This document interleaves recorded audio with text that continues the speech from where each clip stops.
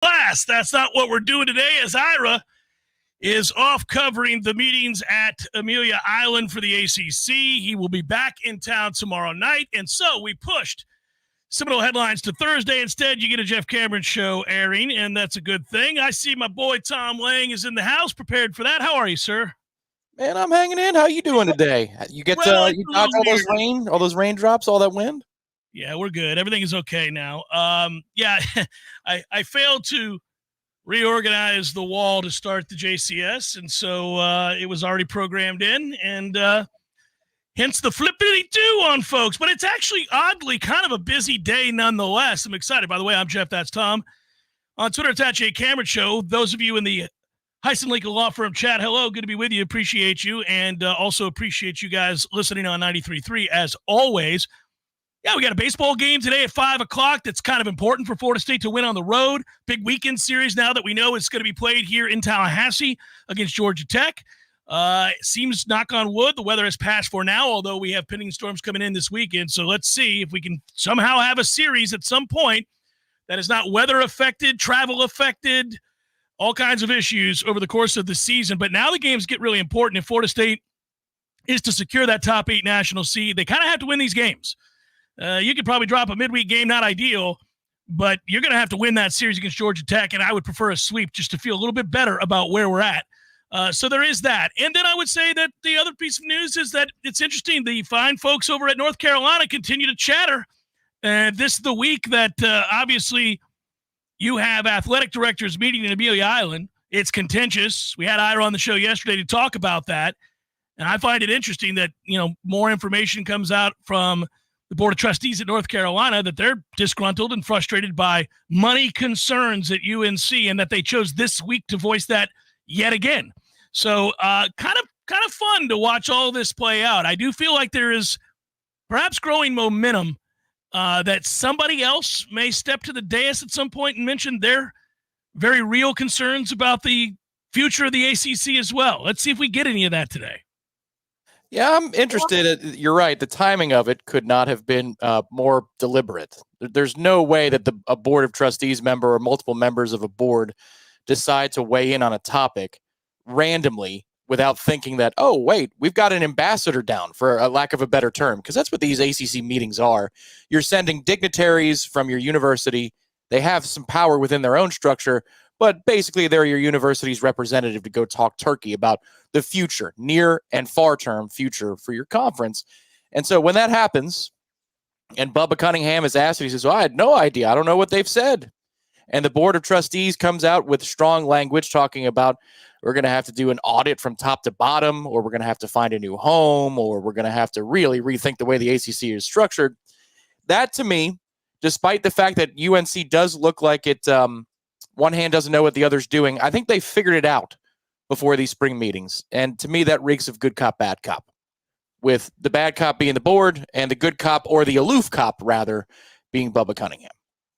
Yeah, if you want to get a sense of what the hell I'm talking about and what Tom and I are referencing, is that, look, you have, the spring meetings going on and all of the contentiousness and litigious and those things that we've talked about with the member schools, especially in particular Florida State and Clemson. By the way, Ira sat down with Andy Staples. You can find that on Warchant.com on the On3 network. And I thought that was a good conversation to listen in on as they talk about all of this. But the fact that before the spring meetings kicked into gear at the Ritz-Carlton there at Amelia Island yesterday, members of the University of North Carolina's Board of Trustees publicly criticized the ACC for a lack of revenue generated by the conference. They also, as Tom just alluded to, took aim at Bubba Cunningham.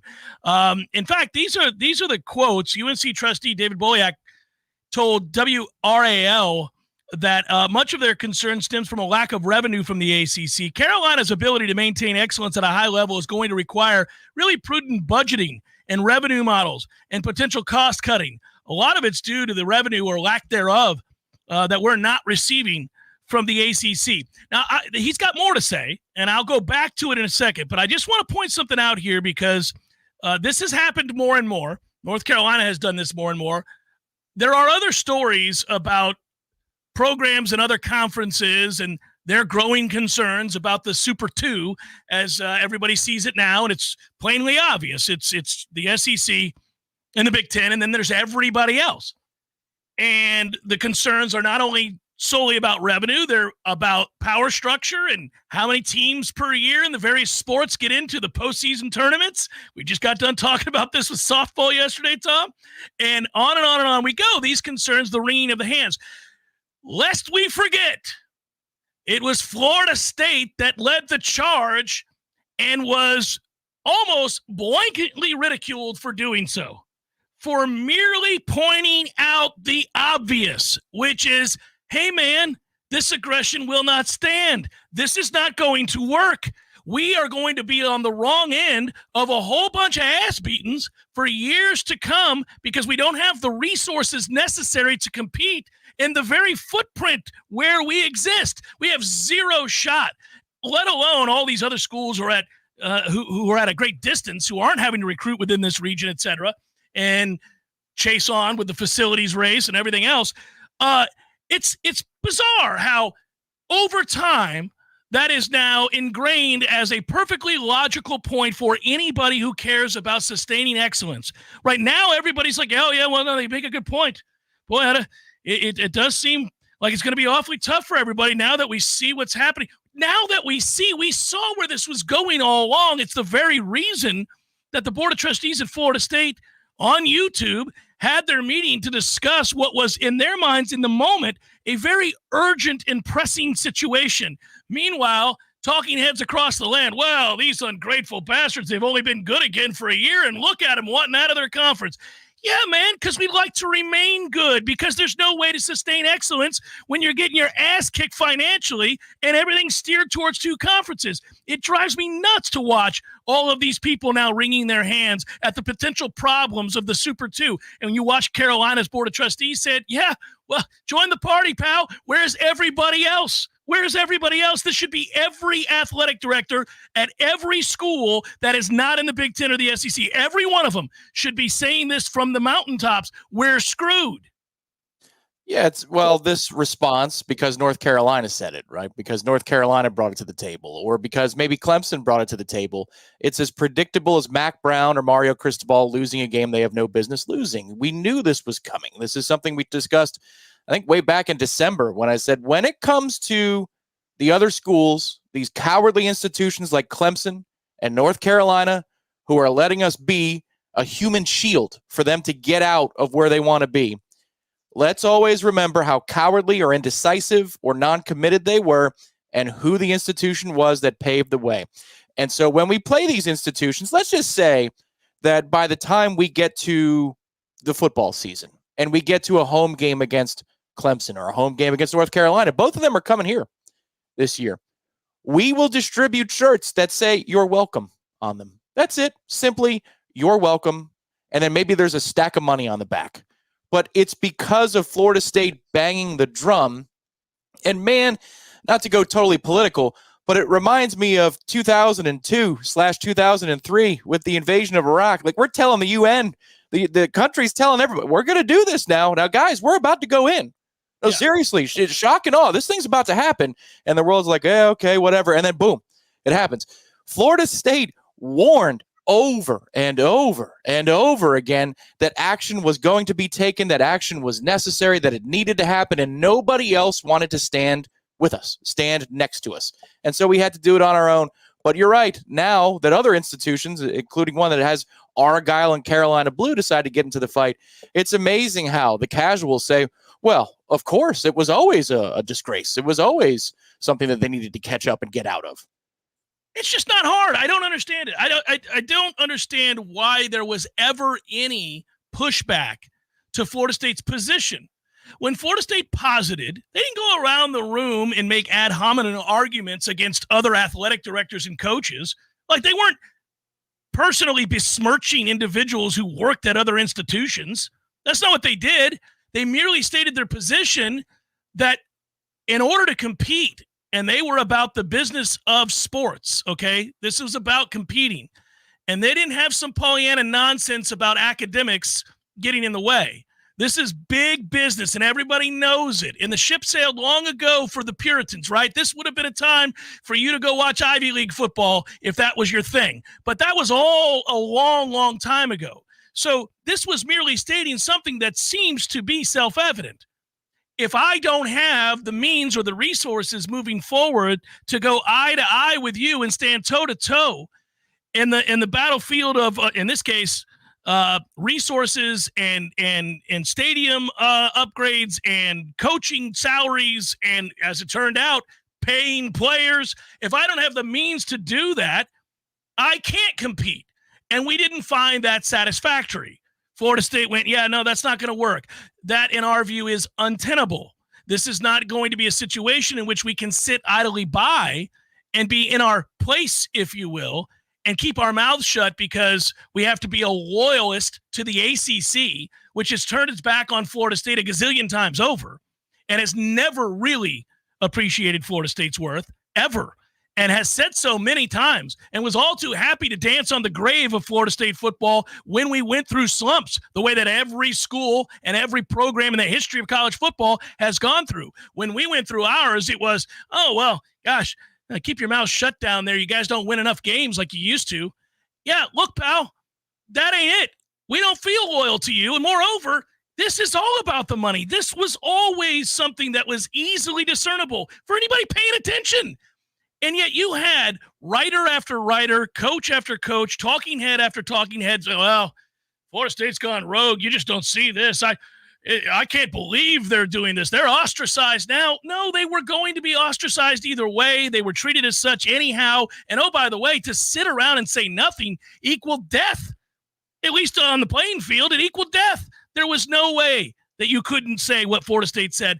And now I just resent that I've seen a ton of people come out in the wake of North Carolina commenting about the disparity in revenue and their concerns on the North Carolina Board of Trustees as being common sense. They seem to apply it now, but didn't then.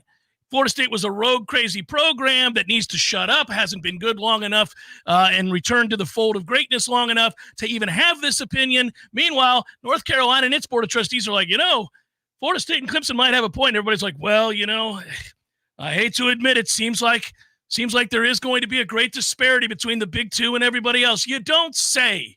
It was so easy to recognize. It didn't take any kind of intelligence or great leadership. And by the way, as much as I like Michael Alford and I'm fine with the president and all those things, it didn't take Peter Collins or anybody else to be like, this is anybody could see this. Anybody could see this. If I have $900 and we're going to the mall and you have $50 and the goal is to come out of the mall with more toys than you, I win. You got zero shot, buddy. Well, I don't know. Maybe I could channel my inner Don Cesar Cameron and find a way around that $50 issue and see if I can walk away with a little bit more. Hell of an issue you're dealing with there, though, Tommy. Hell of an issue. That's a large mountain to climb. That's a lot of gumball machines to tip over and empty out. So how do you reconcile it? Because you are extremely reluctant to fall in line with the idea that Florida State is just not well liked.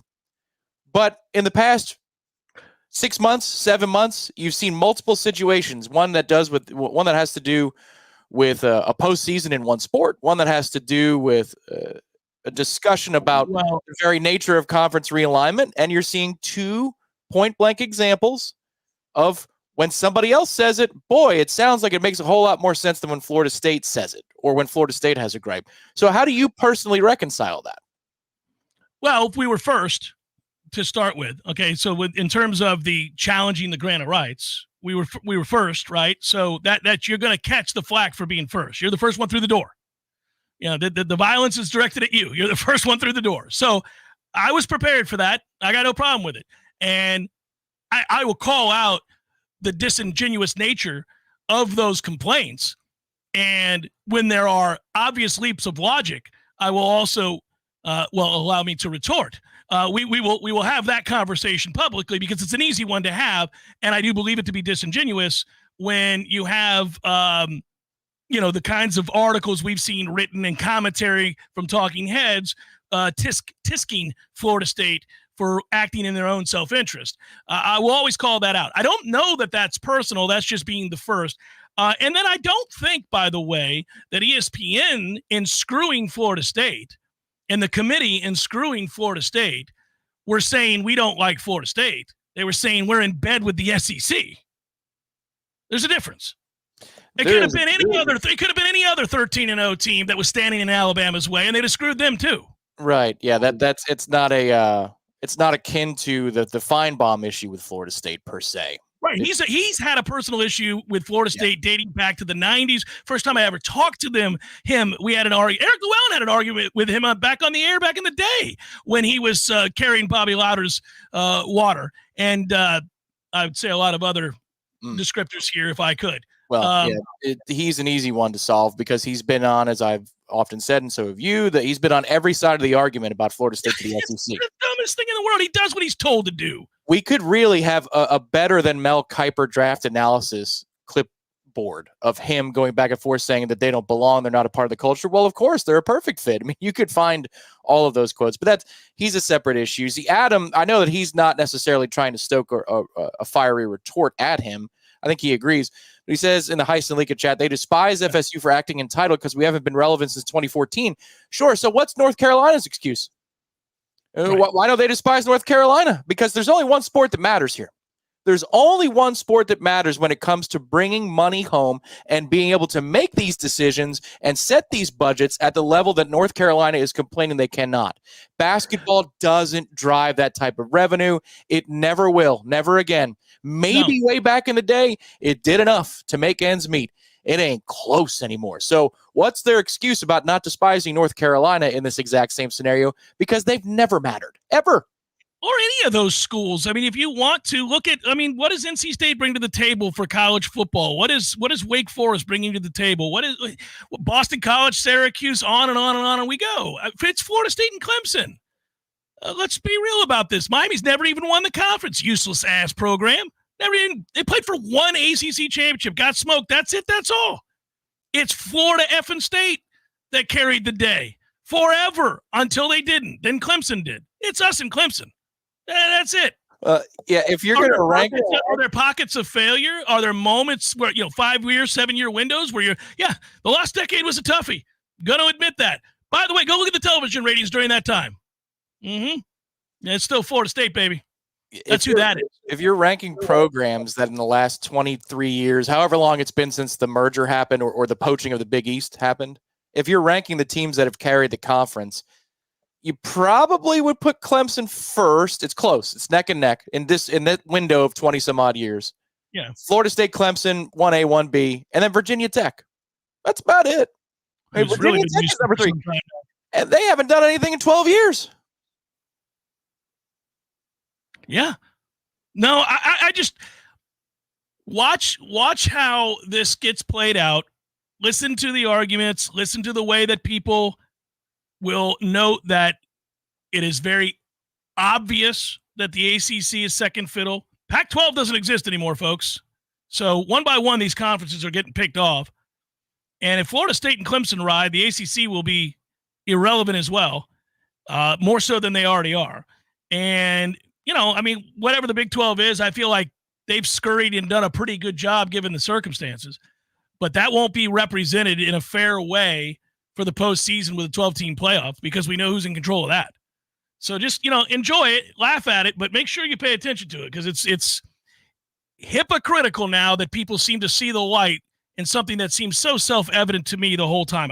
I've never understood it. Jeff Cameron Show, 93.3 Real Talk Radio and Warchant TV. I'm Greg Tisch here to share one of my favorite TCC stories. In the summer of Attention, Florida. Are you a victim of an auto accident? We introduce our live chat sponsor, Heist and Leaka Law Firm, dedicated to representing injured clients statewide. If you've been in an accident, call Heist and Leaka Law Firm at 813-803-0733 for a free consultation. Remember, there's no cost to you unless they win. Your interests come first with Heist and Leaka Law Firm, the name you can trust for justice. Call 813-803-0733 now or visit heistandleakalawfirm.com. Heist and Leaka Law Firm, your advocate in times of need. Advantage of up to $2,000 in tax credits, plus additional savings from city and manufacturer rebates. E&B Heating and Air Conditioning has been serving Tallahassee and surrounding areas since 1974. Call us today for your free estimate at 850-575-9119 or visit us online at enbheatandair.com. That's enbheatandair.com. Looking for care for your loved one is a difficult decision for any family to make. Let Comfort Keepers make this an easy transition for your family. As a trusted resource for helping seniors stay in their homes as they age, they offer companionship and personal care to aid your family member, helping them to achieve and live at their best quality of life. Go online to comfortkeepers.com to schedule a free in-home assessment. At Comfort Keepers, we treat you like family. Comfortkeepers.com, making a difference together. Widden Glass has been taking care of business since 1945. When you call Widden Glass, you're dealing with experienced, reliable professionals who offer only the best. Like Widden's top-of-the-line bath enclosures that provide style and luxury at an affordable price. Eye-catching storefronts are a specialty at Widden Glass. We'll help you design it and install it. Widden Glass, the first name in glass replacement. Call 222-5781. Have you been injured on I-10? I'm Dana Brooks of Facing Brooks Law Offices. We partnered with Roadproof to access all interstate traffic camera footage along I-10 from Pensacola to Jacksonville. Memories fade and witnesses disappear. Securing important video footage now can make sure your claim receives the full attention it deserves. Call us today and let us secure the proof you need to come back stronger. Facing Brooks, 850-777-7777. Offices Destin, Tallahassee, and Jacksonville. Hey, no fans, our partner ISF Inc. is a national management and IT consulting firm located right here in Tallahassee, Florida, solving the future for state governments through strategy, process, and technology. As a trusted advisor for state governments, ISF knows the importance of defining a clear and detailed strategy. Our friends at ISF can help your organization create a strategy that sets you on a path to success. ISF, your vision plus our expertise brings your brilliant ideas to life. Visit ISF.com to learn more. ISF, solving the future. There's fun to be had every night at the Corner Pocket. Take-home prizes on Trivia Tuesdays and Beer Bingo Thursdays. And kickstart your weekend with Martini Fridays. Plus, happy hour runs every weekday and game day specials every time the Noles take the field. Watch all the best games at the Corner Pocket's Vegas wall, featuring 560 inches of flat-screen TV heaven. Oh, really? The best food, the best drinks, and the best place to watch all the games. Tallahassee loves the Corner Pocket. Life is stressful. Dinner shouldn't be. That motto is why Register Sausage has been doing business in the Florida Panhandle and Lower Alabama for over 75 years. A proud sponsor of Seminole Headlines, Register Sausage always provides the best Southern smoked sausage to over 140 grocery stores and restaurants throughout the Southeast. Headliners have discovered the Register's difference. You can too. To find a store that carries Registers near you or to buy directly, head to registermeats.com. That's registermeats.com. Register Sausage. Yay, sausage! Remember, if you don't have anything nice to say it really, really loud. This is Real Talk 93.3. The Jeff Cameron Show, brought to you by Orange Theory Fitness. 2 Tallahassee locations, Midtown on Thomasville Road and Northside in the Village Common Shopping Center. Online at orangetheoryfitness.com. Yeah, and guys, by the way, I see this all the time whenever Tom and I bring up the subject of money. It's that college football, the football is what's driving the bus. It is not to suggest that there aren't other sports that do bring in revenue. It's just that they don't carry the day. They are fairly insignificant beyond, obviously for the kids who play it and the fans who root for teams and the programs. I want success in every one of our programs. We all do. Everybody wants to win national championships in every sport that you compete in. Of course you do. But the reality of our situation in terms of where you need to be in order to compete in all of those other non-revenue generating sports is that you have to have your fair share of budget that comes in from the football. And that's where the SEC and the Big Ten are making the lion's share of their money. And that's what they use to pay coaches, create better resources in recruiting, better facilities. And then that trickles on into their baseball programs and those facilities. When you take a good look around, you can take a cursory glance or you can take a good look around. Look at every one of those stadiums in the SEC for baseball right now. I mean, that has happened in our lifetime, Tom. We've watched that play out. There was a stretch where I visited other places, college baseball, obviously dominant for Florida State throughout the 90s, just couldn't win that national championship, well documented, but won everything else there was to win and produced a ton of major league talent, et cetera. And you'd go on these road trips and you'd play certain teams and you were like, man, we got it good over there at Hauser. We got it good right now. Florida State baseball is well funded, well thought of, and invested in. And most of the other stadiums that I ever bothered to go on the road to check out, I get choked up, Tom. They weren't anything to write home about. Now, every time I'm watching Florida State play a series on the road, sometimes against fellow ACC teams, but even if it's you think about postseasons, you think about tournaments, man, all those SEC homes are Taj Mahals compared to Dick Hauser Stadium. It's unbelievable.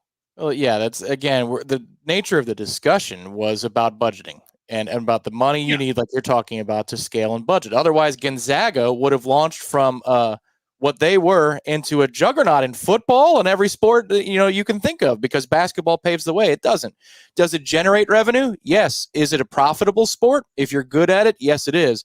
And then some other sports can make you a couple of bucks. But I recall when, this is probably close to 10 years ago now, remember when the article came out about how ACC revenues were going up because of all the teams that made the Sweet 16 and the Elite Eight and the Final Four, and how it would stagger out over a period of 2 or 3 years.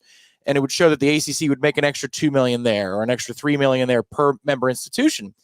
And that felt like a big deal because that was a significant chunk of the difference between the best television contract and what the ACC had at the time.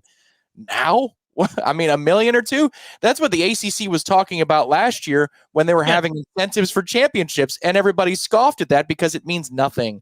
So we yawned. We addressed it at the time. We yawned and said, this is not the step forward we needed to see taken by the league. Right. Even in COVID, when Notre Dame joined the conference for that one season and they made the playoff, every member institution, the ACC, only got $1 extra million per that NBC contract with Notre Dame when they merged the TV entities. So every ACC school got an extra $1 million. Again, it doesn't do anything for the larger budget. The conversation that North Carolina is having is that if they don't make a change, they've got to go top to bottom, audit themselves like Coburn did here not that long ago at Florida State. Yeah. They're rattling their sabers. They never want to do any of this. But what they're saying is, if we don't leave this conference, some sports are going to have to go, salaries are going to be cut, budgets are going to be slashed, and we're going to keep the thing that matters to us most, which is basketball, and then whatever else we feel we deem is necessary.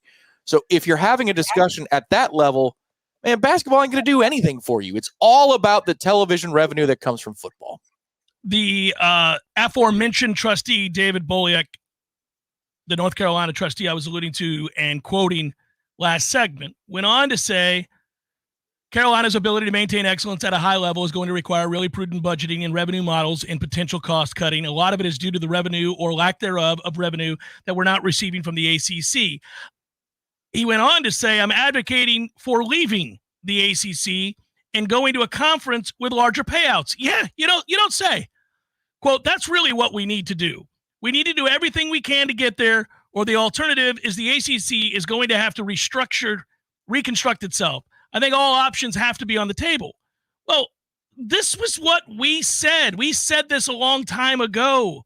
To remind everybody the deal here, Atlantic Coast Conference schools have been making several $1 million less than universities in the Big Ten and the SEC, and that's been going on for years. But those deficits are expected to multiply, as you guys all well know.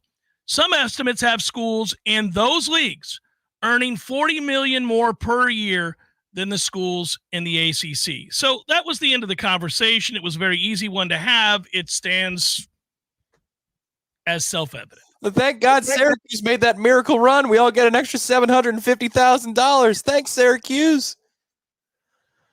Yeah, man, that's imagine $40 million. So you save $40 million, and somebody might say, well, at some point it's diminishing returns, et cetera.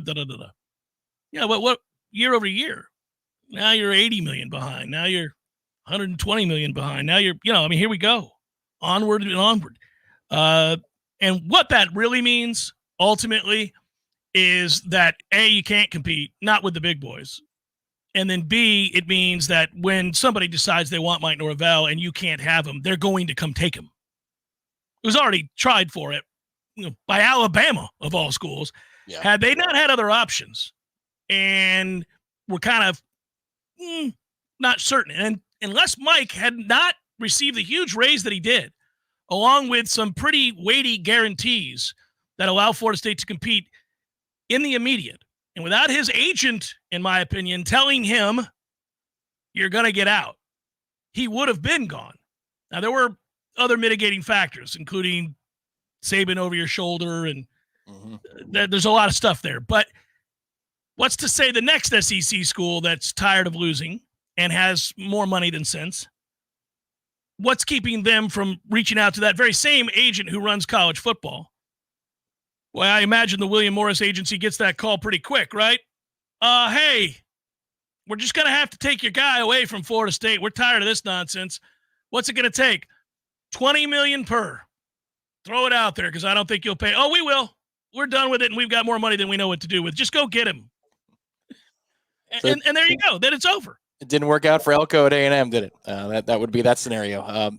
That's where it is going eventually. Now, the fun part to me, this is a tangent, admittedly, but if the NCAA does really reach, a conclusion, a settlement with Congress, and that's not going to happen tomorrow, but you've seen the models out there about revenue sharing with the players, with the student athletes.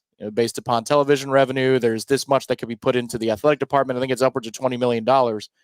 I wonder if that stops the expansion of the head coaching and coaching salary bubble, or it slows it down a little bit in college sports, because they're just going astronomically high, and they're keeping up with the NFL. And it's like, how the hell are you keeping up with the NFL at this rate? Because the staff size in college is so massive, and it's growing with support staff, but you're seeing college coaches now 12 million, 13 million, 15 million. I wonder if the revenue sharing with the players is going to slow its roll a little bit, and college coaching is going to remain more than a significant tier below professional. Because it used to be you're aiming for an NFL job because it paid a hell of a lot more. Not so much these days. If you're a top tier coach in college, not so much. You're pretty akin to an NFL coach, and you might out-earn some NFL coaches as well. But the headache is much greater. I would take that NFL job tomorrow. I know the competition is stiff.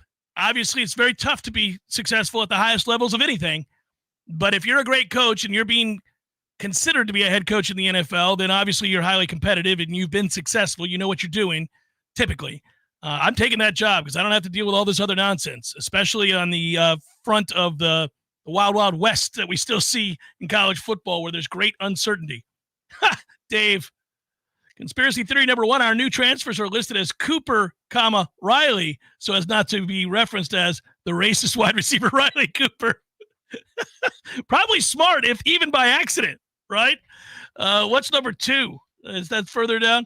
News about those transfers was super quiet until they were announced after the opportunity to enter the portal was closed. Yeah. By the way, there's still a possibility Florida State adds somebody else. Clearwater Central Catholic Zone. Good job on the first one, Dave. I do wonder, I'm trying to think, do we think we get the tight end? Do you think we get another receiver, or do you think they're done? Well, at least from our side of the operation, they think they're done for now. Talked to Matt last night on Smash, and it sounds like it's quiet. And, these defensive tackles that we were mulling had not even included us in their future plans and their final lists and so forth. So it sounds like we've gone very quiet. So if they do make another move, it would be a bit of a surprise. Maybe. I agree with you on defensive tackle. I don't think they're doing anything there. They're not going to pay that ridiculous price. They're not going to. For a rotational guy who's probably third in said rotation, no, they're not doing that. Could you get a guy that has a little bit of experience and is reconsidered and has, put his name in the portal but didn't leave? That's still out there. Like a guy that played somewhere relatively small to where we wouldn't even be talking about him. It's entirely possible. Just for a depth of experience more than anything else. Jeff Cameron Show 93.3, Real Talk Radio, Warchant TV.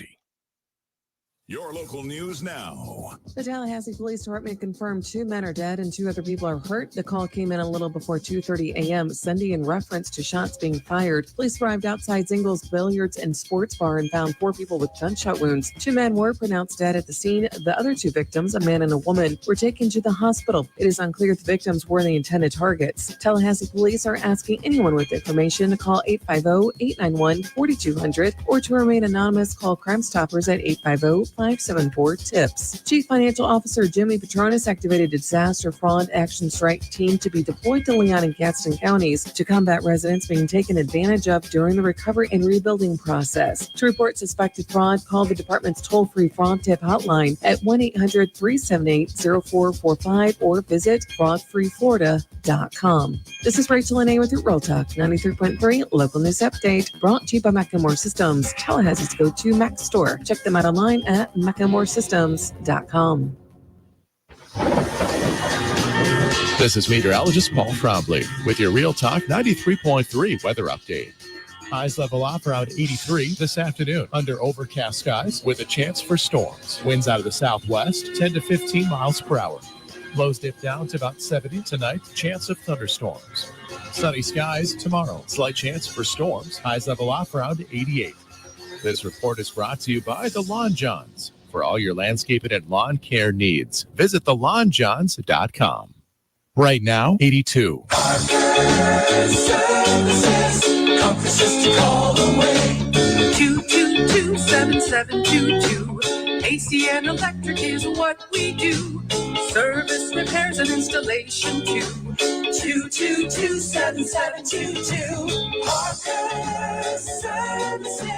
Comforts to call away. Invest in a peak performance membership and you'll buy peace of mind in knowing that you're extending the life of your system and probably saving money on your power bill too. The program includes comprehensive tune-ups that keep your system running at its maximum efficiency. And peak performance members get many benefits, including priority service. Members jump to the front of the line when their comfort system fails. And a 15% discount on all parts. The peak performance membership pays for itself over and over again. Call today and have peace of mind. And now offering electrical services too. Parker Services. Comforts to call away. License CMC 050334 and EC 130-12140. Life is stressful. Dinner shouldn't be. That motto is why Register Sausage has been doing business in the Florida Panhandle and Lower Alabama for over 75 years. A proud sponsor of Seminole Headlines, Register Sausage always provides the best Southern smoked sausage to over 140 grocery stores and restaurants throughout the Southeast. Headliners have discovered the Register's difference. You can too. To find a store that carries Registers near you or to buy directly, head to registermeats.com. That's registermeats.com. Register Sausage. Yay, sausage! The Jeff Cameron Show is a production of the Warchant.com Multimedia Network. Check out Warchant.com today for the latest news inside Florida State athletics. That's Warchant.com. Now, back to Jeff on Real Talk 93.3. Attention, Florida. Are you a victim of an auto accident? We introduce our live chat sponsor, Hyson Legal Law Firm, dedicated to representing injured clients statewide. If you've been in an accident, call Hyson Legal Law Firm at 813-803-0733 for a free consultation. No cost to you unless they win. Your interests come first with Hyson Legal Law Firm, the name you can trust for justice. Call 813-803-0733 now or visit HysonLegalLawFirm.com. Hyson Legal Law Firm, your advocate in times of need. Offices, Tampa. There you go. There you go. I don't know. Every time I see the phone number there on the screen, Tom, I feel like that is like the emblem of a professional sports team that I can't place. Like, where have I seen that before? Like the block lettering, the whole thing. I don't know what it is. I thought maybe something would come to mind and you'd be like, oh, well, that's because it's the Titans. Well, that is actually a good guess because of the two different kinds of blue. You got you got the electric-ish blue and the navy-ish blue. The Memphis Grizzlies come to mind as a team that use a couple of blues like that. I don't know. Yeah, you're looking for probably jersey numbers, I guess. I'm gonna get it figured out. Something about the way it hits my eyes every time I see it. I'm like, I should be able to pinpoint this. I can't quite figure it out. It bothers me. And also just I see the scales of justice on there. The IMG Academy, Charlie. Maybe that's it. Maybe that's what it is. Holy Cross, good guesses, guys. Thanks for aiding my efforts here. Holy Cross is really kind of a low-key great guess. Garrett, that's not so bad. So you feel good about 5 o'clock today? Florida State going to win the baseball game that's necessary to win? Midweek games are hard to get a handle on. I think that they're going to be pissed. And they seemed, the response on Sunday, game 2. They were angry. Yeah. They were angry. They wanted to run rule it. I think they can see the finish line now. I have been the guy who's questioned, the consistency of midweek games. I think after getting burned by losing a hard luck game for Jamie Arnold from his perspective on Friday, and then having it convoluted, not getting the job done on Saturday into Sunday, I think that this is a day where the Bats do dominate. And I think the Bats are going to be pretty awake this week in general, provided that we can play 3 games in 3 days against Georgia Tech. By the way, you are 100% correct when you say that you think the Bats will be alive this week. I think that Hauser is going to be – now, again, let's hope, like you said, that weather permitting, we get a packed house. I feel like Florida State's going to lay the wood to Georgia Tech as an emphatic statement regarding, what's going to happen in the top 8 national seeding. Like, you got to go ahead and put yourself in a position to receive the love for a season well played. And you can't stumble so much down the stretch where some of that is stripped away, because by and large, that has been the team you are. You have been the team that deserves that consideration. And they've really overcome an awful lot in the way of injuries to the pitching staff to even be in this position. So as much as I felt some frustration losing 2 out of 3 to Pitt, I didn't flip out. I recognized that it did some damage to the resume. But I also recognize that they're perfectly in position with a home series, and especially since it was announced that it will be here at Hauser, and they got the field ready to go. I thought, all right, well, you're still in position to win your last 4 games, 3 of your last 4 games. You should be all right if you do that going into the ACC tournament. Why can't we start? Sorry, I was reading the Heisen League chat. I'm assuming the series starts on Thursday. Noldad 77. It was announced that Hauser is going to be ready today by the Florida State Athletic Department. So unless there's weather, they plan on playing Thursday. Yeah, I haven't heard anything to the different, but I also, once I come in here and start finishing up my prepping, I stop looking at, certain sites for the day and just gather my notes. So if something could have come out while I was here talking to you guys, and I would have missed that. So I don't pretend to know that. Was there something, permitting them from doing that? The thing is that, Tom, there is supposed to be bad weather on Friday and Saturday now. And so Thursday would be imperative. And hell, I don't want to play any more double headers. But that's what we're staring at. Yeah. I mean, what are we doing? Well, it's May in Tallahassee. That already comes with its usual unpredictability, except for the fact that it's going to rain at some point, and there's going to be thunder and lightning at some point. That's why, knock on wood, for forevermore, when we schedule our golf tournament, we like to do it early April. It's a little bit like your chances are better. It doesn't mean it's always going to work, but your chances are better than hosting a golf tournament, say, Friday of regional week, whether it's softball or baseball. That's just not a good idea. Historically, you know it. The thing you see more than Dick Hauser Stadium on a Friday of regional play when we used to host these things was the weather delay graphic. And then they kicked it to some other game. That's what was on the screen for more hours than Florida State playing itself. But Spartan Knowles asking in the chat, what about softball? So Thursday looks to be okay according to you, but then it gets worse as the weekend goes along. Yeah, I'm playing amateur weatherman. We'll see. I've gotten to where I'm kind of tired of all the news of bad weather. It's like a fad when you've gone through a terrible spate of bad weather and a town is greatly affected. And I'm not making light of that. There are plenty of people whose homes and businesses have been damaged, and my heart goes out to everybody who falls in that category. But seemingly after that, everybody you're suffering from whiplash. You're suffering post-traumatic stress. So everybody's kind of like, the second there's a cloud, you're like, oh, here it comes again. We better do this. And I don't ever know what to believe. Like I was told there are more. This week's going to feature lots of thunderstorms off and on. I don't care about the rain. And again, people who have already been affected are dealing with more problems by extra rain. Just assuming that we all understand that we're empathetic with those people. But yeah, I don't care about rain. I don't care about that. as long as we're not getting any more tornadoes, that's really that's when my ears perk up again. I think Jacob nails this one. So if you look at the Heisen Lika logo at the bottom right of the screen, he says Mavs logo, Dallas Mavericks logo. What do you think? Mm-hmm. I think he's right. That's probably what's been throwing me off. Yeah. You've been watching a lot of basketball, so that would make a ton of sense. Yeah, I have been actually watching almost all the basketball, and I'll be betting again. I've seemed to have a really good handle through the first 4 games of the Indiana Knicks series. I have 4 for 4 there, Tom. You just going with home teams here on out? Well, I actually like the Pacers to win that series.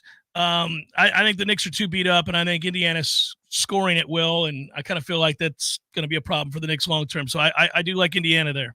If you look inside those numbers, it does lend itself towards a theory, one that might be bearing out beyond the injuries, that the Knicks are a bit of a fluke. With the injuries that they've suffered, they're relying on offensive boards too much, and that's that's hard to get every one of them because he's got a ton of. He does. That's a skill, but the ball doesn't always bounce in his direction. And then the 3-pointer had been very, very kind to them, especially in big moments. In addition to a couple of replay reviews that were very timely in the first couple of games. Not to say that it's a total fluke. They're a good team, but you could kind of see where this thing would be trending the other way. Yeah, no, I'm having fun with all of this, and hey, listen, we got a major this week, buddy. We got a major this week, and we've got a wager on that too. Still got the hockey. Do want to make mention, failed to do this earlier in the show, got carried away with my rant about, now everybody comes around to Florida State's way of thinking when it was always obvious that was the right way of thinking, not just because it was Florida State, because it involved money. But speaking of money, Florida State's first 2 games of the 2024 season will be showcased on ESPN. Everybody knows that. It was announced that here's what we got. The Noles open their season in Dublin. We already knew it against Georgia Tech. That game will take place at noon Eastern time and 5 p.m. in Dublin. Well, happy hour action, Tommy. That means that the pregame show and the pregame tailgate are going to be in a wonderful time of day. There's a 5 o'clock kick. It doesn't happen in the States, but a 5 o'clock kick, the pacing of that for the day is perfect. It's nice. Yeah, I like that. I agree. Me too. Little happy hour action. FSU's Labor Day home opener on Monday, September the 2nd, was also announced against Boston College, and that is a 7:30 kickoff time. So a little night game. All right. Good. You can't be playing this early in the season. It's too damn hot. Can't do that. So little 7:30 action, a little prime time. You and Gene will do the post game at midnight. Dude, I'm so used to that. I mean, in the off season, I genuinely am more of a morning person than a stay up at late night person. It's just, that's what age does for most of us out there is we morph into that. But when football season comes around and all of these games kick off between 7 on ACC network or 8 on the CW or whatever, we had a 9 o'clock kick last year, didn't we? Or an 8:30 too. I mean, these post-game shows, by the time you're done with that and the side work you got to do at the end, you might as well be a server at Corner Pocket Bar and Grill, because your closing time's around 2 and you're not out of the building till about 3. You're not hitting the pillow till about 3. So you convert into a night person. Now, I love this job. Ain't a complaint about that. It's just the clock. I turn back into a 25-year-old during football season because I'm up late and I sleep late. I don't like any of the late games, but I like the option of knowing that they're on for the weekends where I'm still got a little juice in me, still got a little extra something at 10 o'clock at night. And I'm worried about the dissolvement of the Pac-12, Tom, and my viewing pleasure and my experience late on a Saturday night where we say, late night Pac-12 matchup. Don't mind if I do. As my wife shakes her head and goes to bed. I'm worried about that a little bit. I would think if the Big Ten, an amazing conference, a conference that could really be America's conference in the near future, that they would be wise with 4 teams in the Pacific time zone to at least have 1, if not 2, always playing. Stagger the buys the way you need to do so. But they want to have that 10 o'clock window. This is the reward for the Big Ten of it branching out into the Pacific time zone, is that you can control 10 p.m. Eastern until 1:30 or 2 in the morning Eastern. Sure, you'll compete with a little bit of the Big 12. Colorado probably is going to play Utah, and that's wonderful, and that's fun, and that's good alternate viewing. Good. But if you've got UW hosting, I don't know, let's go with Michigan, or you've got Oregon playing host to Penn State, too bad for your body clock, Nittany Lions. You got to stay up till 10 o'clock Eastern and play that football game for all of us, for our viewing pleasure. By the way, Joseph, I will answer your question in the second hour. I see it there. I love the show, y'all. Appreciate you saying that. Excluding injury to DJU, what has to happen this season to prove that Brock Glenn is the man next year and we won't need to outsource another quarterback? Well, they just brought in another quarterback as well in Kromenhoek, so you're not really going to have to bring in anybody else. Brock has, I think, shown enough progress early in his career that suggests he'll be in a good place. I was willing to go into this year and let him take some lumps and transition to him being our guy as the number one. I was going to be all right with that. They chose not to do that. They felt like they still had enough of a team to win the only reason you go out and get DJU and not let Brock go through that process. Any new quarterback, any first-time starting quarterback, I don't care how old he is going to go through some growing pains. The reason you don't do it is if you feel you have the caliber of team that can still win the conference. Like, that's the cutoff for me. You may not say to yourself, oh, well, we could win the national championship with a new quarterback. You might say, we could win the conference with an experienced quarterback. And I think that's the math that they did. Well, we absolutely could win the conference. And the math there also is that winning the conference puts you in the playoff. Some years winning the conference, whatever. I mean, it's wonderful. You get a banner, you get a ring, whoopity-doo. That's good. And for the kids, it's a huge deal. But if you're trying to build a program and dump resources into one year over another, if you're a multi-loss ACC champion in any year but this next one, you're not going to the playoff. This year punches your ticket. So absolutely, a conference championship now, at least while we're in not one of the power twos, is of paramount importance because it allows you to be in the big tournament that you want to be in. Tim, I do not have a definitive update on Leiter. I certainly said my piece on Leiter. I believe it was whatever it was a week or two ago. That was responded to, I saw on the boards. Some people read into that and were like, okay, we hear you loud and clear, Mr. Cameron. I feel like that's probably still in place. They'll say that it's a ramp up and that's what you got to go with. I don't know what else to say. Hopefully before the postseason, Micah Posey will join us on the Jeff Cameron Show. My suspicion is that he'd be willing to do that. Same for Link for that matter. So we'll probably get greater clarification then. All right. Hour number 2 forthcoming. Stay with us. Jeff Cameron Show on 93.3 Real Talk Radio. And of course, Warchant TV. This is Shannon Young with Fairway Independent Mortgage Corporation. Sellers, are you stuck between wanting to sell your home and waiting for rates to fall? Are you worried about the contingency of having to sell your home? What if you didn't have to? With a 2-1 rate buy down, you can lock in a lower interest rate for the first 2 years of your mortgage and get the home you want now, all while having a higher chance to buy that next home with the contingency of selling yours. If you wait for rates to fall, you risk more competition, sellers less likely to wait, and paying more for that next property. If you're stuck, we need to talk. Give me a call at 954-369-6171. Again, this is Shannon Young with Fairway Independent Mortgage Corporation. That's 954-369-6171. And don't forget, for every loan we close for our fellow Noles, I will personally donate $250 to the Battle's End. Equal housing rent. NMLS number 373031. You probably already know that Pinch a Penny Pools and Spas is your one-stop destination for all pool maintenance needs, offering everything you need from chemicals, cleaners, vacuums, nets, and more. But that's not all. Pinch a Penny also carries a huge selection of premium hot springs hot tubs paired with easy financing options, making these luxury hot tubs affordable for everyone. And if you have an older hot tub and you're worried about the hassle of removing it, worry no more. Pinch a Penny will not only remove and haul away your old hot tub, but also offer a trade-in value for a credit towards your new one. So why wait? Visit Pinch a Penny's 12,000 square foot showroom today on Greer Road and discover how effortless and affordable owning a fantastic hot tub can be.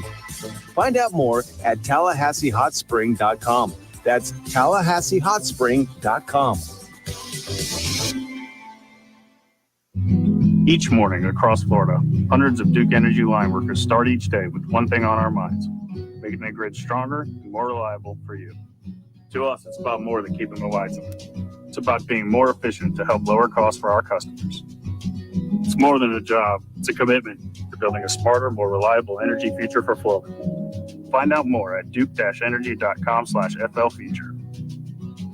Paid for by Duke Energy shareholders. Many orthodontists in Tallahassee can straighten a smile, but at Birch Orthodontics, they're dedicated to providing the finest care possible. The experienced and friendly staff is trained in all of the latest techniques. So whether you need standard treatment like braces or Invisalign, or you have a more complicated case requiring extra attention, Birch Orthodontics is here for you. Set up your free consultation today by visiting birchorthodontics.com, BURCH orthodontics.com, or call 850-877-1692. At Birch Orthodontics, they create beautiful smiles that last a lifetime. Coming up next, more of the Jeff Cameron Show. Live and local on Real Talk 93.3. WVFT, Greta, Tallahassee. The latest betting odds and line movements from Vegas. This is your action update. Now here are your latest lines from our guys in the desert. Jacksonville Dolphins baseball on the road at Georgia Southern today. The Eagles are the $2.15 favorite in Statesboro. The Dolphins are plus 165 underdog. Chris Sale pitching for the Braves today. He's 5-1, a 2.95 ERA. Braves another 92 favorite at home with the Cubs and Jamison Tyone plus 160. 8 under the total. Aaron Savali on the hill for the Rays, plus 105 at Boston, minus 125. Nick Pivetta for the Red Sox, 8.5 over the total. Danny Hamlin plus 550 to win this week's All-Star race at North Wilkesboro. William Byron 6-1. Christopher Bell plus 750. Scotty Scheffler, the 4-1 favorite to win the PGA Championship. Get your free VSiN subscription right now at VSIN.com. For more sports betting news and information, go to VSIN.com. Mike Son at Real Talk 93.3. Okay, it's here. Everyone stay calm. It's Kohl's lowest prices of the season. And when I say low, I mean low. I got my kids jumping bean tees for $3.99. Treated myself to some cute tees and tank tops under $5. And got great finds for our patio, 50% off. Plus, I earned Kohl's cash on all of it. Sounds too good to be true?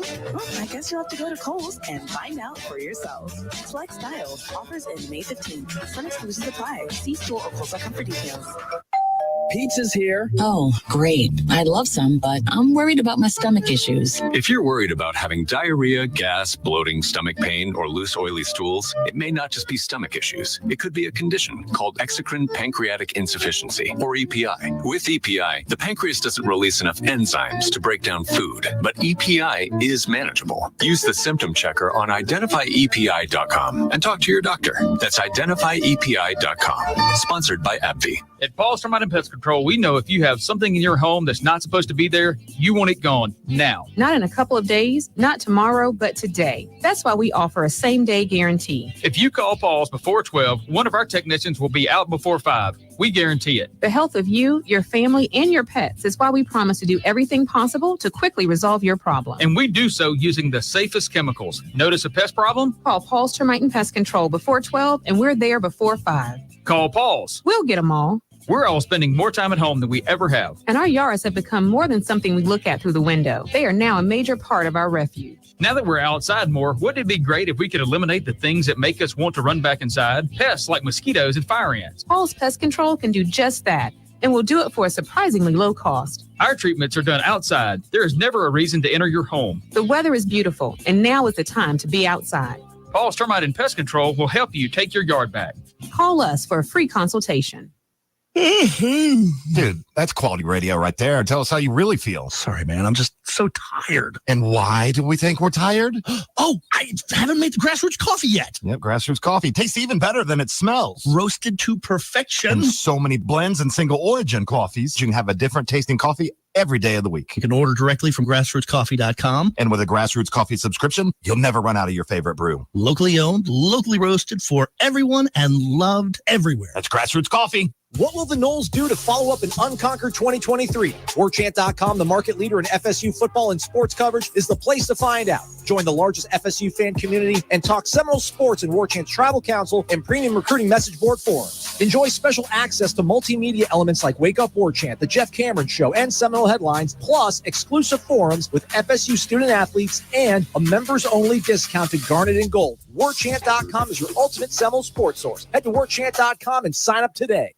I'll never forget that moment. As long as I live. As long as I live. My first call ever as a member of the National Guard. When we got to the armory, they briefed us on the wildfires. They were getting dangerously close to homes. Helicopters were going out to drop water on the fires. Guys in the unit were preparing for firefighting with local fire crews. At that moment, I got my first taste of just how important the Guard is to my community. See how the Guard can be an important part of your life at NationalGuard.com. Sponsored by the Florida National Guard. Aired by the Florida Association of Broadcasters and this station.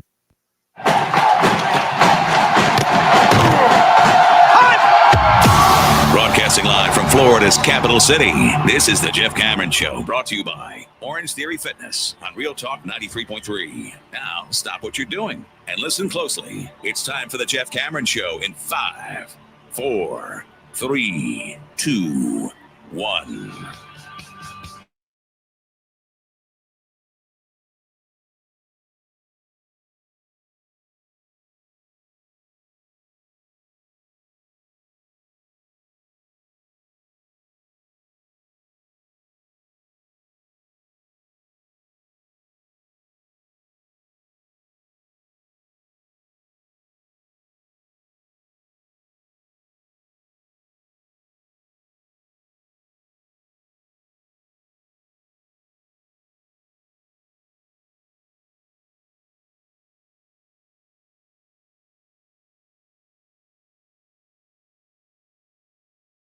It all because our cohort Irashfel is over at the ACC meetings, Amelia Island, trying to get the straight dope. Anything good that comes out of there, he'll be back Wednesday night. We'll be back on the airwaves this week with a Seminole Headlines. It will either run Thursday or Friday. I think it's looking like a Thursday show. So just had to maneuver things around this week. You get the good old JCS today, and I hope that will suffice. By the way, we came out the gates swinging on the hypocrisy of the new take from all the talking heads and others about the common sense approach to needing more money to compete with your adversaries in your own footprint. And then we celebrated the fact that, Tom, we had game time announcements for Florida State, 5 o'clock over in Dublin against Georgia Tech. All right. That works out nice. Little happy hour. We'll be celebrating and having a good time over there. And pre-gaming, we'll tell you more about our plans over there. Tom and I have had some behind-the-scenes meetings with the fine folks at Aer Lingus and looking forward to kind of letting it be known which pubs, which pregame locations we might be at, all that stuff as we get closer and closer over the summer to making our way to Ireland. Really looking forward to that trip again. It's kind of my home away from home, Ireland is. And then we found out 7:30 against Boston College. That's fine. And now, Tom, we add to the ledger. I said this was the week where we get down under 100 days until college football starts, and that's a moment of celebration every year on the Jeff Cameron Show, every year. When we see that the clock has turned and we are able to turn the calendar and say 99 days, we celebrate it. I think it's 101 today, 102 today, whatever it is. So before the end of the week, we'll be able to do that. You saw, though, the release of the opening weekend schedule. There it is. Notre Dame, Texas A&M caps college football opener on ABC. This is the way it's going to work. The first full week of the upcoming college football season features a Saturday triple header on ABC. Texas A&M hosting Notre Dame in prime time, by the way. Good game. And it had ESPN announced its major matchups for week 0 and week 1. And so here we go. The August 31st matchup also marks Mike Elko's first game as Texas A&M coach. We know all of that. Then we go down the list here. We've got week 1 games. Clemson facing Georgia in Atlanta at noon. Florida hosting Miami at 3:30. And that'll be fun, by the way. And then we have the Sunday, September the 1st game between USC and LSU. That's an ABC primetime game. All right, man, let's go. And of course, we already knew about College Game Day heading over to Ireland, which is a mistake, August 24th for Florida State and Georgia Tech in Dublin, game kicking off at noon and is the Week 0 marquee matchup. There's also a game, by the way, out of the MEAC SWAC. We got Florida A&M and Norfolk State challenge kickoff at 7:30 as well. So here we go. That is a nice and robust slate of games. There's potential there for a little bit of hate watch party for Miami and Florida. We've done that in the past. It's usually a hoot, and maybe that will be something that can be enrolled for the weekend before we play Boston College, because, again, that Monday night, we're afforded the opportunity. I believe it's for 5 Saturdays, is it? 5 Saturdays of college football that we get to watch without Florida State playing those days because of bye weeks, a Monday kick against Boston College, a Friday kick on the road against Duke. Okay, we are going to be more knowledgeable because we can watch more live games, 10 to 15 live games a week, 5 times this season, thanks to Florida State's schedule. I love when it works out like this. I'm annoyed by Thursday night road games. They don't really happen much anymore. Friday night games and Mondays, but the upshot of that, the best part about that is you do get to watch a lot of marquee football, and our bye weeks are scattered across the season too. You got one that's in November that I'm sure is going to have some important games as well. I'm just happy to see those matchups and see times and names associated, get you thinking about college football again, get you thinking about matchups, what teams lost, it's not time yet, and I miss the days when I used to take it out to Borders, sit in the corner and begin the system. Oh, the system. Those were heady times. Large, giant cups of coffee. Too many.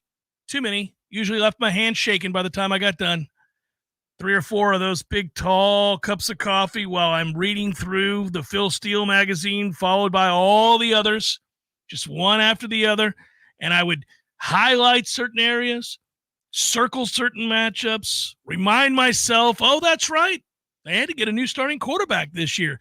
My, how the game has changed. But this still allows you to scratch the surface of those good old days, just seeing matchups, putting it in your mind. Well, yeah, what is LSU going to be without Jaden Daniels at quarterback? What's USC going to be without Caleb Williams at quarterback? The same thing they were when he was quarterback. Terrible at defense. See how easy that is? Same coach. And every year, that coach, who was at Oklahoma and is now at Southern Cal, is whispered to be the next head coach of name your favorite team here or big-time team in the NFL. And every time I watch a season play out in which he is there, I say, are they ever going to get a stop? Any team that he coaches, will they ever get a stop when they need it? Drives me nuts that he is listed as a top 4 coach. Defense has to count for something. If Mike Norvell, who is widely considered to be a plus offensive mind in the game of college football, and I would agree with that assessment, if Mike Norvell's teams scored 35 a game and gave up 37, we wouldn't think much of him as a head coach, would we? We'd think that sucks. We're losing games because we never get stops, Mike. But for some reason, it doesn't apply to the coach at USC. Well, we'd say he's a really good coordinator. He'd be a hell of a hire if Nick was still around. I know the Alabama thing happened, but maybe he could just go find and latch on at Alabama and become their offensive coordinator, and he can do for his career what Lane did or something along those lines. But you're right. It doesn't apply to Lincoln. It never, ever does. And listen, I've told everybody this over the years. I've always made it very, very transparent. My other team, if you will, my second favorite team in college football, because of family connections to both the university and the state, is Oklahoma. And, obviously I'm an old first and foremost, but I do like Oklahoma, root for Oklahoma in every other game that they play. And when Riley was the coach there, when he was the OC there, obviously I actually thought highly of him as the OC because Oklahoma always scored. Like they didn't have trouble scoring. And I'd blame everything else back then on Bob Stoops. I'm like, Bob, you're the defensive guy.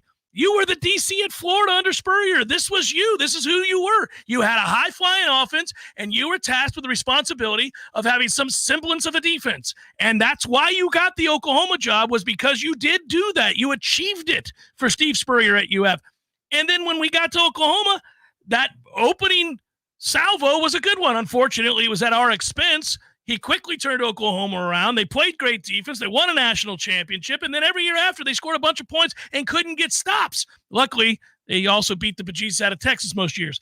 But Riley, as the head coach, has never gotten stops, and that would drive me nuts if I'm him. I don't know how you wouldn't take a good look in the mirror. I feel like, to bring it back to FSU, we're very fortunate that Mike gets it.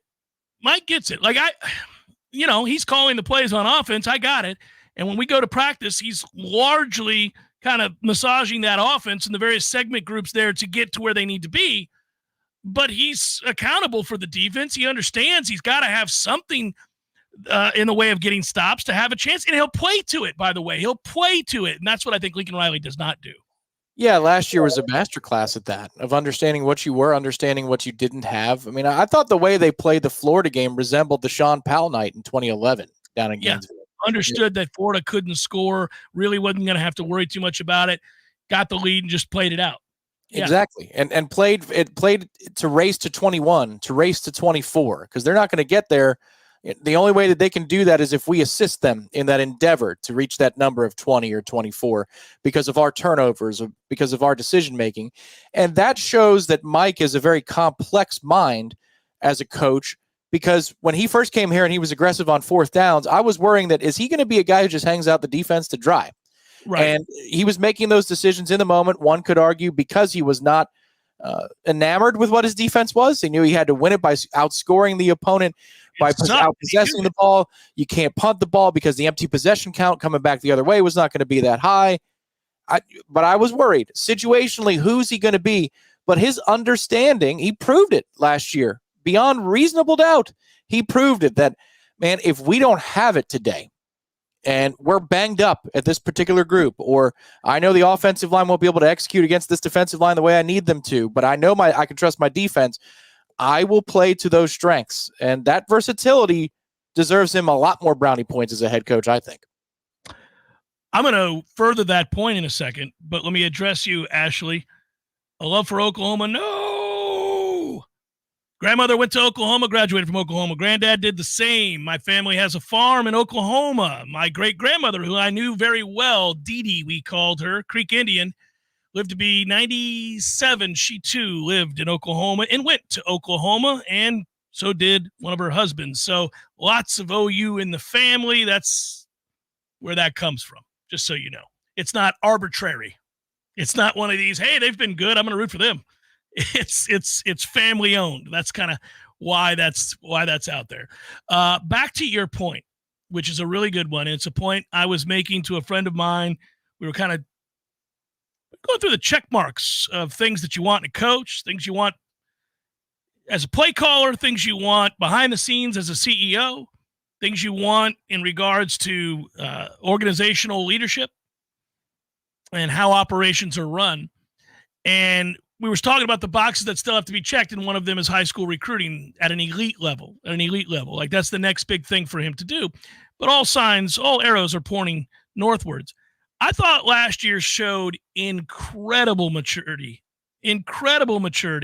probably more than I would have. And I like to think I'm fairly patient these days at this age, at 52 years old. I certainly wasn't at 22. But understanding who and what you are at a given time of year and the task at hand, what is it you have to do today? Of course, the answer on any given Saturday is to win the game, is always to win the game. But how best to do that? And how best to utilize personnel? How best to play to strengths and understanding of a situation? Well, is there any greater understanding under the bright lights and the intense heat and pressure of trying to win a conference championship for the first time in a long time? Once again, announcing Florida State's place back amongst the elites. And if not for the screw job that we all know happened subsequently, Florida State would have, of course, been in the playoff and had a chance to compete for the national title. They did not know they were going to get screwed that night. So even more pressure to win that game that night, to announce with authority that they are back, also to kick open the door to the college football playoff. So they thought in their mind at the moment. And here's an offensive guy who recognizes in the moment that the defense is going to carry the day. the defense is dominating the line of scrimmage, and they did from Jump Street. You think back to Braden Fisk's tackle on first down in the first play of the game, announcing to Louisville, going to be a long night. And for that Louisville quarterback and that offense, they were accustomed to scoring, and that is a very, very, very good offensive mind on the other sideline. Coach Braum is well-respected, and rightfully so, and I think he'll do good things there, already has. And yet Mike knew, okay, I got a kid in a terrible set of circumstances here that really is not equipped for this situation. And the only way I can really lose this game is if that kid makes a gazillion mistakes because I put him in positions where he has to make plays that he's not ready to make. The game's too fast, didn't have time to prepare, a lot of reasons for that. But here's our situation. I'm just going to go ahead and try to play field position. I'm going to dominate with my defense. I'm going to run some wildcat and hope we can block it up and put ourselves in the red zone and make just enough plays to get this done. And I'm going to ride this defense as an offensive mind. And it's incredibly frustrating to go series after series after series after series knowing you can't move the football or that you're making decisions that really won't allow you to consistently move the football. There was no boom or bust effort on his part. It was a measured, controlled sequence of play calling that allowed Florida State at the end of the day to smother Louisville. That from a young, very aggressive offensive mind tells me all I need to know about the depth of his maturity as a head coach and the places he's now reached. That's a clinic and how you have the bigger picture in mind and not your ego allowing you to make decisions that would satiate in the moment that ego, but really probably long-term do damage and obstruct the cause, right? That's to your point, Tom. I think that was a moment we'll look back on for many years as like another check mark in one of those boxes where you say, yep, he's got it. Yeah, he understands the assignment. He gets it. Now, the question to advance the discussion, let's say that a conference championship is out of your reach for whatever given year, whatever given conference you're in, if you're Mike Norvell moving forward. Because the game changes here. The rules change about how you get into the postseason because more teams are getting into it. But I just wonder, last year, he clearly operated under the assumption, rightfully so, I believe, that if you win all your games and you win the conference, you're going to the playoff. Right. Even before Travis got hurt, he did that. Before he got hurt, he did that. Without question. And he knew that it would take an unprecedented act for them not to get in. And he could not have predicted that they would do it. It was unprecedented. So move it forward. Now that he knows what he knows, and let's enter into a world, a hypothetical world in which a conference championship, meaning an automatic berth, is not available to you. And it's going to come down to style points. Do you think he's as kind? Remember, Pitt was the game where down the stretch, he could have scored at Pitt, one more touchdown to run up another touchdown on that board to help with the margin and all that kind of stuff. He decided not to do it. Has a lot of respect for their head coach, rightfully so, but go ahead. Does he do it in the future? I would. If I were in a position, I don't think you have to play nice anymore. Florida State received the ultimate screwing. I'm never playing nice again if I'm Mike. What did it get me? Now I think they were going to screw Florida State either way. But the point would be like, yeah, man, that's not going to be up for grabs. You're not going to be able to fall back on a take that says, well, they only beat so-and-so by 7. If I have a chance to beat them by 14, I'm beating them by 14. If I can beat them by 21, I'm beating them by 21. You're not going to be able to just fall back into the lazy man's argument. Oh, well, they struggled against so-and-so because it wasn't applicable for everybody. Nobody seemed to bring up that USF game that Alabama played or the near miracle, ridiculous touchdown that they got against a sorry-ass Auburn team. No, somehow that got ignored. But our close calls were brought up while making the arguments against Florida State. Several times they were brought up.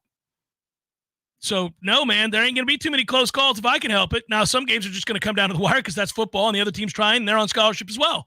But on the days in which it's overwhelming, I'm going to bust that ass. It's going to be, and I'm telling them before the game, when I know bigger, stronger, faster lies on my sideline, that might be the pregame. We're yapping it up. Cameras catch us smiling, little pat on the shoulder, little lean in. Listen, Keith, I've never had anything against you. I may be up 40 in the second half. We both know. Yeah. It's about to be 60. Well, keep your boys out. you've got a laminated piece of paper, and there's a photo. It's a screen grab of our Champions Club with the ESPN feed on the College Football Invitational Selection Show after we did not make it. And you put that in a laminated piece of paper or a little cover sheet, and you just hand that to the other coach. See that? You see that? Okay. So I don't want to hear crap. You know, I know. Yeah, I don't want to hear it. I don't want to hear it. Look at that and understand. You understand what it represents. Okay. Now you can keep that. I make 12 a year. Okay. Yeah, man. Yeah. Now listen, there is discretion at every level of running it up. 27-7, fourth quarter lead. They fumble. You get the ball on their 42. There's a minute to play. You calling timeouts trying to get in and make it 34-7? Yes, I am. Yes, I am. That same scenario. Score is 52-7. You calling timeouts to run it up there? No. 52-7 suffices. Mm-hmm. Levels of discretion. Tom's calling timeouts. My second teamers are going for it. That's the difference. It's like my second teamers, but I'm going for broke. And when they score, I know the camera is going to find me in those moments. I'm going to break the fourth wall. I'm going to stare in that camera. I'm just going to stare in it. I'm not going to say anything. He'll have his sunglasses on. Yeah, you stare right at it. I'm going to stare right at that camera. Yep. And then I'm going to nod a little bit. I'm going to nod. That's who we are.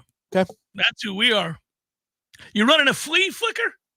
You breaking out the flea flicker on them late?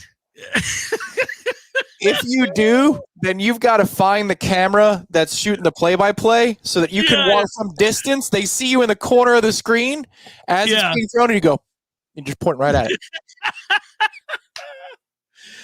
I actually think the best would be knowing the camera's coming to me because I just called the flea flicker. Up 34-7 with 30 seconds to go against, Wake or whomever. I know that camera's on me. Same thing. They're going to get a dance. The ball's in the air. I'm going to be shimmying on over to the sideline to give my other coaches a little chest bump. While it's in the air, they're going to be like, ooh, look at my man. Coach, your thoughts on calling a flea flicker? What was behind that call? Are we invited yet, Wendy? Are we invited yet? That's all I want to know. Is the invitation in the mail, Wendy? What was the thought behind that, Wendy? I wanted to score a touchdown, Wendy. And I thought about going for the onside kick. My coaches talked me out of it. But you have to admit, that was so nice. We executed it perfectly. And then I'm shimmying away from the mic. That's the end of it. Wendy, I know we're undefeated and Ole Miss has 3 losses, but I'm not so sure that Ole Miss might not get in over us. Are we invited yet, Wendy? That's what I want to know. You tell me. That would be good. That would be ideal. It's Jeff Cameron, Show 93.3, Real Talk Radio, Warchant TV. Weather is unpredictable and can cause issues around your home.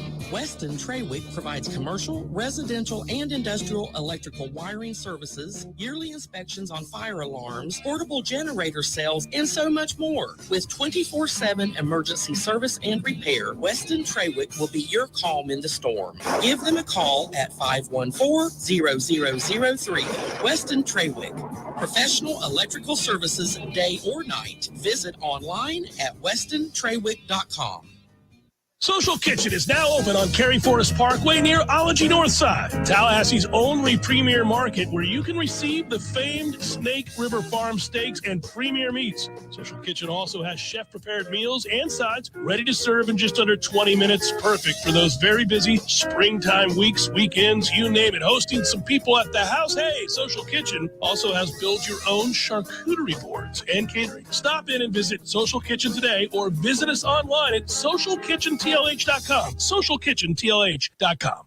Have you been injured on Interstate 10? I'm Jimmy Fasig of Fasig Brooks Law Offices. We've partnered with Roadproof to access all interstate traffic cameras along I-10 from Pensacola to Jacksonville.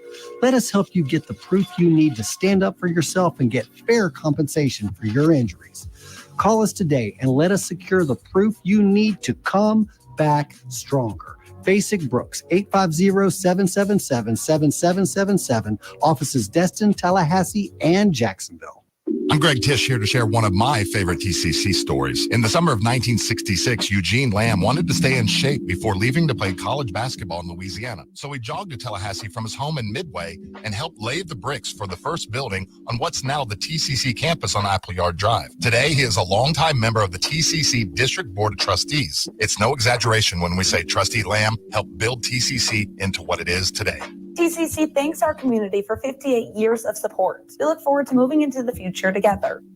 Sarah here with Seminole Auto Glass. Hey, Greg. Hey, what's up? It's turkey season. Have you hit one yet? A turkey? No. Good for you, because we've seen more turkey suicides than anything lately. Oh, no. Yeah, we had a pretty foul morning. Oh. But our customers just went to Seminole Auto Glass and uploaded their insurance card. We got them back on the road with feathers flying in no time. Hey, Greg, which side of a turkey has more feathers? The outside. Oh. Better call Seminole. Seminole Auto Glass. Call 850-539-4527. I'm getting vaccinated with Prevnar 20, a Pfizer vaccine. So am I, because I'm at risk for pneumococcal pneumonia. If you're 19 or older with chronic conditions like asthma, diabetes, COPD, or heart disease, or are 65 or older, you are at increased risk for pneumococcal pneumonia. Ask your doctor or pharmacist about Prevnar 20, pneumococcal 20-valent conjugate vaccine. It can help protect you against pneumococcal pneumonia in just one dose. Even if you've already been vaccinated with other pneumonia vaccines, Prevnar 20 may help provide added protection. Prevnar 20 is approved for adults to help prevent infections from 20 strains of the bacteria that cause pneumococcal pneumonia. Continued approval may depend on a supportive study. Don't get Prevnar 20 if you've had a severe allergic reaction to the vaccine or its ingredients. Adults with weakened immune systems may have a lower response to the vaccine. Side effects include pain and swelling at the injection site, fatigue, headache, muscle, and joint pain. For full prescribing information, please call 1-855-213-2138 or visit Prevnar20.com. Life is stressful. Dinner shouldn't be. That motto is why Register Sausage has been doing business in the Florida Panhandle and Lower Alabama for over 75 years. A proud sponsor of Seminole Headlines, Register Sausage always provides the best Southern smoked sausage to over 140 grocery stores and restaurants throughout the Southeast. Headliners have discovered the Register's difference. You can too. To find a store that carries Registers near you or to buy directly, head to registermeats.com. That's registermeats.com. Register Sausage. Yay, sausage! The Jeff Cameron Show is a production of the Warchant.com Multimedia Network. Check out Warchant.com today for the latest news inside Florida State athletics. That's Warchant.com. Now, back to Jeff on Real Talk 93.3. Tote Tuesdays. Each Tuesday, present your Social Kitchen tote bag to enjoy a 15% discount on all chef-prepared food items. This exclusive deal includes beloved treats like banana pudding, which does whoop ass, and Madison Social BLT dip, which also whoops ass. For those with the Social Kitchen tote bag, remember to bring them along. If you don't have one yet, you can buy one for just 10 bones. And when you spend $50 in the store, you receive a complimentary tote on Tuesday. So lots of ways to do it. Saving money, grabbing your tote bag, kicking ass. Yeah, that's what we're doing. That's what you got. SocialKitchenTLH.com or swing by on Cary Forest Parkway. All that college football, Tom, has me fired up. All that chit-chat, running up scores, flea flickers, you name it. Love it. I do like the way the schedule lays out the first couple of weeks. You know, obviously, we knew where we were going to be on the 24th. And whether there's another college football game on that day, I don't care. I'm in Dublin. And I'm mixing together some of the greatest things in this world. College football, Ireland, Guinness, cool weather. You're going to get November and August over there. That's that's going to be a phenomenal experience. But by the time you get back, you get over the jet lag, you get into the groove. I know Florida State, I believe, is taking another full day, if not two, over in Ireland before returning back to the States so they can do some activities after the game, which I think is really awesome. That means the machine's going to ratchet back up on probably Wednesday of Boston College Week. Yeah, man, you get adjusted by Friday, and now you're watching week one college football, some awesome games. I love that Georgia and Clemson is swinging for the downs at noon. Great. Don't do that on Sunday at 8. How about Saturday at noon? Let's come out with a big game instead of that Colorado TCU thing, which was disgusting to watch last year at noon. I may have to have a margarita at noon. Ooh. I may do it. I would do it. A margarita at noon for Clemson in Georgia. Let's get it on. I saw in the chat, the Heisen Legal Law Firm chat, and I read this as I was pondering Zaxby's. Boise head coach Spencer Danielson basically said, if you want to get paid, don't come here. That's from Glenn. Yeah, I did. I saw Spencer Danielson's comments that freshmen cannot make money at Boise State anyhow for name, image, likeness. And here's what I thought. Whatever. Any coach can say whatever they want about all that stuff. Why would you voluntarily do something that would prohibit you from securing the yeses of the 5-star players of the world? Now, Boise State doesn't get many, and they aren't in the running all that often to get 5-star quarterbacks, 5-star wide receivers, 5-star linebackers, running backs, you name it. But suppose they were. Say there was a kid that happened to grow up there or just grew up like in the blue field, whatever. Sphere of influence was during their early days. And he wanted to go to Boise, and he was a huge name. He was Arch Manning. You're not going to give him any money? Not going to let him make that money? You're going to say, we don't do that here. That's not the way it should be. We're not doing it. That's dumb. That's you being dumb. That's all that is. And any coach that decries, the ship has sailed, guys. We can all hate the way that it's been executed. We can all hate the way that it's kind of been unregulated and exists in a weird way that is inconsistent state to state. We can hate a lot of aspects of how this has come to be, but it's here to stay. It's not going anywhere. And you jumping up and down and bitching about it isn't going to change anything. And lamenting that things aren't the way they were when you were a kid isn't going to change anything. You're going to have to incorporate what's new in this newfangled college football world we live in. And that's the way it's got to work. And any coach that chooses not to accept that reality and push back and push back and push back publicly, I might add, it's one thing you're sitting around the bar having a cold one with your buddies saying, I really hate all this NIL stuff. I've heard that countless times. I usually roll my eyes, but I've heard it. And there are variations of that conversation that can be had where one can say, I don't really like the way this is being done. And I would concur with that. Me neither. I haven't liked a lot of what's happened in college football, and the shift and the changes to the sport I love have in many ways been detrimental and have ruined. They've come at a great cost. These laments can be had to varying degrees, as is usually the case. People love to pretend that everything's black and white when it's mostly gray. So having that conversation and nuance to it, no problem. But being a head coach who then says, I'm not going to abide by it, I think it's wrong and my players can't have it, well, that's just stupid. And you're being dumb. And that is not a place I'd want my kid to go at that point. And, it's just people telling themselves all the time. They do. And nobody, I'm sure, can speak to him about the insanity that is a head coaching salary in this day and age of college football versus 10 years ago or 12 years ago. Well, that's only natural. Is it? Hang on a minute. Let's define that's only natural and whatever the hell that means. Well, yeah. Our responsibilities are more intertwined in everyday life than ever before. Okay. So you're going to be making tenfold what you used to make like in 20 years ago? That seems a little strange to me, but sure. It's only a player problem, not a coach's problem whatsoever. The thing to me is if you can ever get away from the pay for play part of it, the lack of inducement-based NIL deals, these all should be incentive laden. All of them. Every single one of these deals. You could get a signing bonus to say yes out of high school. You can get a signing bonus to say yes out of the transfer portal. But when you get here, how many snaps you play, how many tackles you log, how many catches you make, how many touchdowns you score, that's how much money you get paid, man.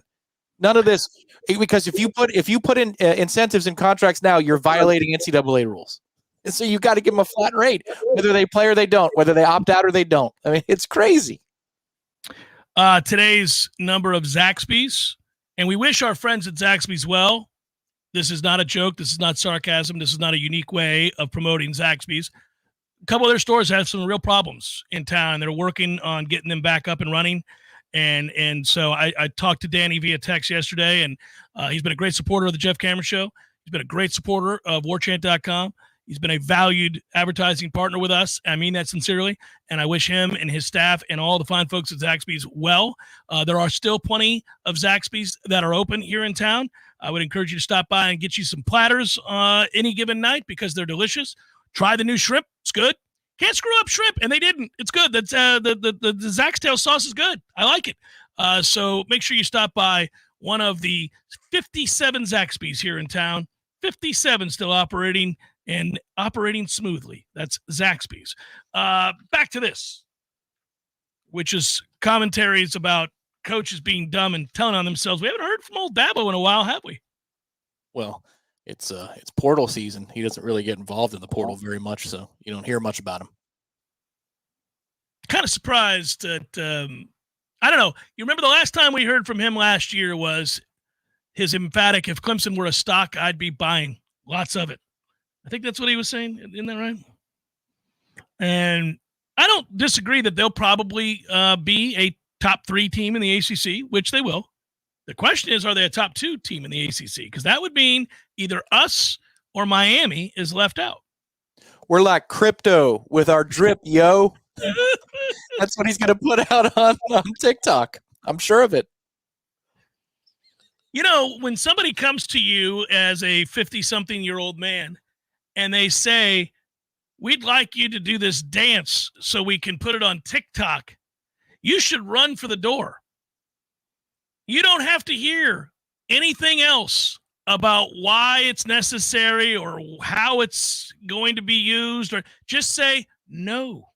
Sometimes just saying things out loud is good for you. So I'm Dabo Sweeney, and you want me to dance so that you can put it out on TikTok. Did you hear me say that, Beth? Did you hear me just say that out loud? I think we both know this is not a good idea. It's that simple. It is that simple. Sometimes you just need to do that. Just say it aloud. It's Jeff Cameron Show, 93.3 Real Talk Radio, Warchant TV.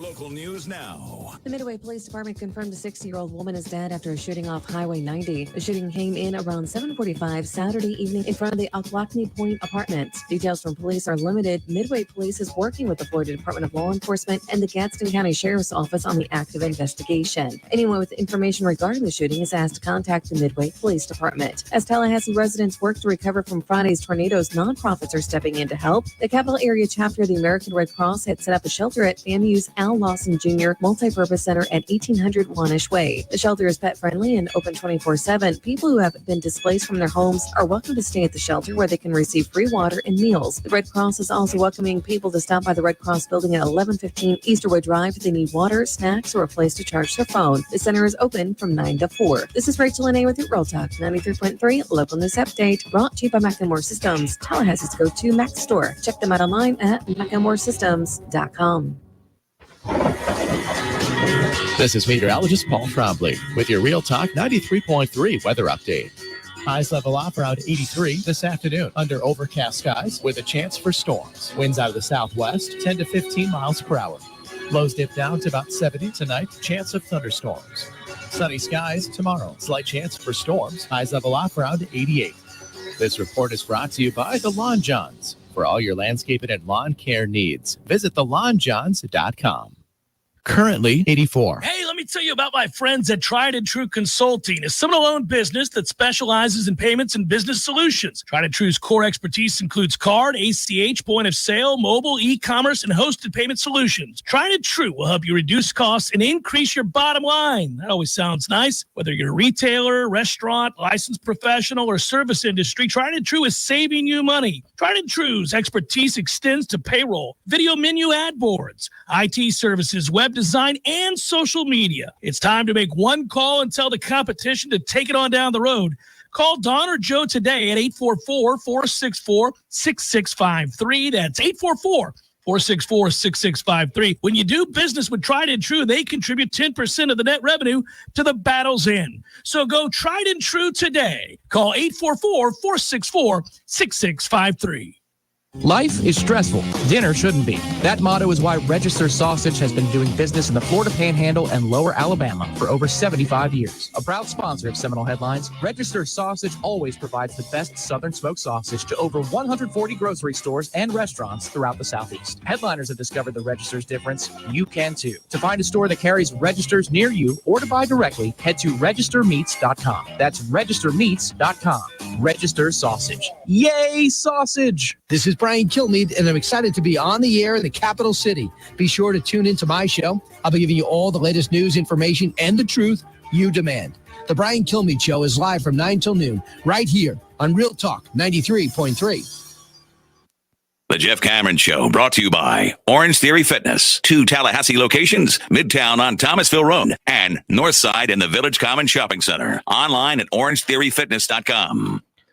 Rolling on, and for those of you that tuned in late and did not know why it was that Seminole Headlines wasn't on the air, it's again Ira Schafel doing a bang-up job covering the ACC meetings in Amelia Island. So we figured we'd wait till we got some newsworthy items from him for me and Corey and Ira to discuss. So that'll happen. It's looking like Thursday. So just a flippity-do of the schedule where JCS is on today. Instead of headlines back Thursday instead of JCS. We'll get it in there. We'll make it happen. It's all going to happen now. In the coming weeks, there'll be some days here and there that we're taking off. Tom's getting ready to take just weeks and weeks off. That is correct.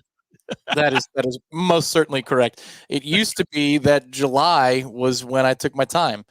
And now July is kind of squarely in college football season. And May, isn't it weird how the calendars change? Like the Christmas holiday, New Year's used to be a break. It's really not at all anymore. Oh, definitely not now. Yeah. And it's only going to get even more convoluted because of the playoff and how those games are going to be scheduled and the transfer portal and the early signing period. So December used to be this respite. It is no longer.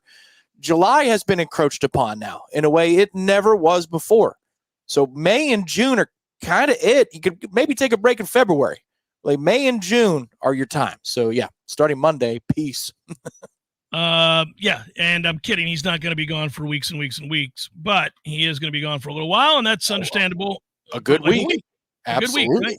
Yeah. So it's looking like rain. Imagine that at Stetson. That went on till about 3 o'clock, something around there is what I'm reading. And the question is whether or not they'll start on time, hoping to get that 5 o'clock first pitch in for Florida State baseball. We shall see. But, yeah, I think it's probably going to start on time is what the latest report is as far as the rain having passed through. I assume they covered their field in anticipation for this, so should be all right.